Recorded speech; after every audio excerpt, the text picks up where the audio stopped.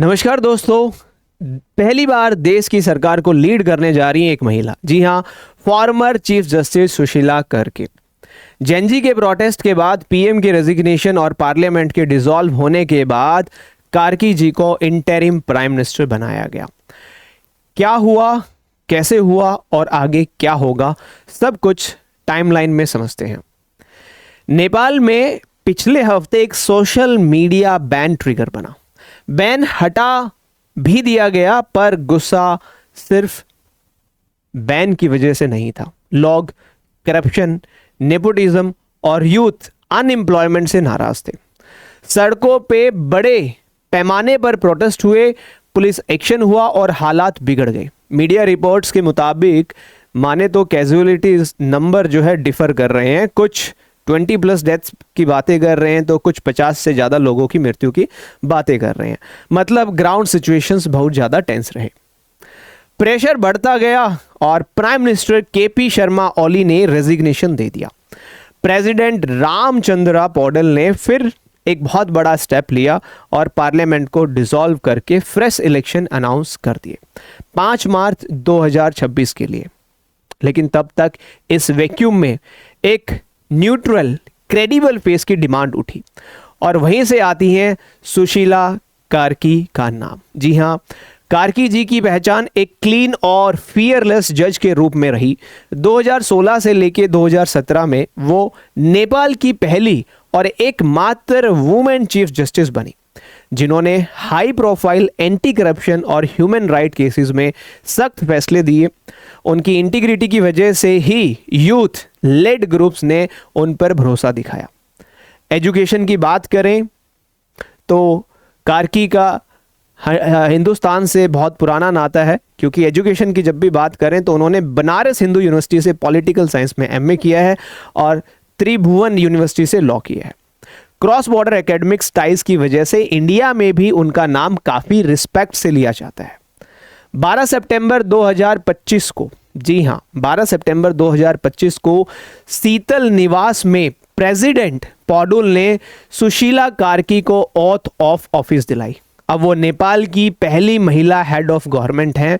ध्यान रहे, नेपाल में पहले वुमेन प्रेसिडेंट विद्या देवी भंडारी रह चुकी हैं, लेकिन प्राइम मिनिस्टर की कुर्सी पर कोई महिला पहली बार बैठी हैं तो उनका नाम है सुशीला कार्की।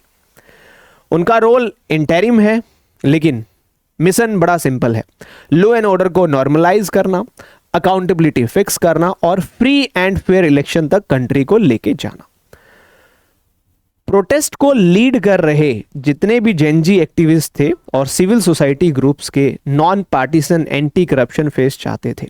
कार्की जी की जो पास्ट रूलिंग्स है और उनका जो नॉनसेंस इमेज उन्हें नेचुरल चॉइस बनाता है। रिपोर्ट्स ये भी बताती हैं कि establishment, stakeholders, president office और सोसाइटी लीडरशिप ने स्टेबिलिटी के लिए इस फॉर्मूले को बैक किया। सिंबोलिज्म बहुत बड़ा है। नेपाल में पहले वुमेन प्रेसिडेंट रही, पर एग्जीक्यूटिव लीडरशिप यानी गवर्नमेंट को डे टू डे लीड करना अब पहली बार एक महिला के हाथ में है। ये जेंडर रिप्रेजेंटेशन के लिए भी एक बहुत बड़ा माइलस्टोन है और रूल ऑफ लॉ नैरेटिव को बूस्ट करता है कहीं ना कहीं, क्योंकि एक फॉर्मर चीफ जस्टिस अब हेड ऑफ गवर्नमेंट बनी है। रीजनल एंगल से भी अगर देखें तो इंडिया नेपाल टाइज में भी स्टेबिलिटी बहुत इंपॉर्टेंट रोल प्ले करती है। चाहे ट्रेड की बात हो, चाहे बॉर्डर मोबिलिटी की बात हो, चाहे हाइड्रो पावर कॉर्पोरेशन की बात हो, सब पर असर पड़ता है। इस ट्रांजैक्शन पर पड़ोसी देशों इंक्लूडिंग इंडिया ने भी सपोर्टिव स्टेटमेंट दी है। अब जो हमारे सुशीला कार्की जी प्राइम मिनिस्टर बन गई हैं, इनके लिए कुछ काम इनके सामने नजर आ रहे हैं।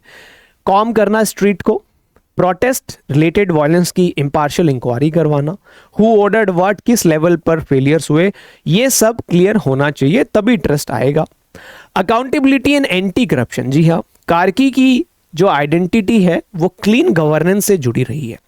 ब्यूरोक्रेसी और पॉलिटिक्स में जो ग्रैंड करप्शन के एलिगेशंस हैं उन पर क्रेडिबल एक्शन एक्सपेक्टेड होगा। यूथ एजेंडा बहुत बड़ा एजेंडा है नेपाल में। जॉबलेसनेस और इमिग्रेशन नेपाल का कोर इशू है। जेंजी का मैंडेट भी वही से आता है। शॉर्ट टर्म में इंटरनेट फ्रीडम्स, स्टार्टअप, क्लाइमेट और पब्लिक सेक्टर रिफॉर्म्स पर अर्ली सिग्नल्स देखने को मिल सकते हैं। इलेक्शन प्रिपरेशन भी करनी है। टाइमलाइन सेट हो चुका है, 5 मार्च 2026 को free and fair poll conduct कराना सबसे बड़ा डिलीवरेबल रहेगा सुशीला कार्की जी के लिए।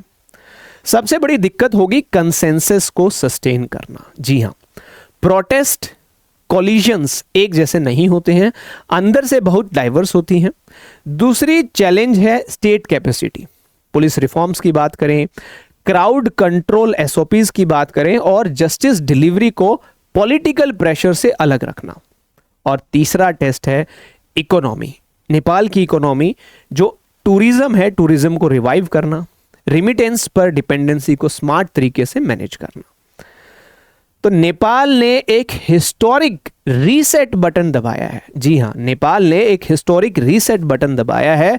सुशीला कार्की एक जूरिस्ट टर्न लीडर है, अब इंटरिम प्रधानमंत्री भी हैं, प्राइम मिनिस्टर भी हैं के रूप में देश को इलेक्शंस तक ले जाएंगी। अगर वो लॉ, जस्टिस और क्लीन गवर्नेंस के 3 पिलर्स को विजिबल एक्शंस में बदल पाती हैं तो ये साउथ एशिया के लिए भी एक पावरफुल एग्जांपल बन सकता है। आप मुझे कमेंट्स में बताइए, क्या एक फॉर्मर चीफ जस्टिस का प्राइम मिनिस्टर बनना प्रोटेस्ट ड्रिवन डेमोक्रेसीज के लिए राइट टेम्पलेट हो सकता है या नहीं? कमेंट जरूर कीजिएगा। तो ये था आज का हमारा सेशन जिसके अंदर हमने डिस्कस किया कि कैसे एक महिला चीफ जस्टिस आज एक देश की प्राइम मिनिस्टर बन गई है। धन्यवाद।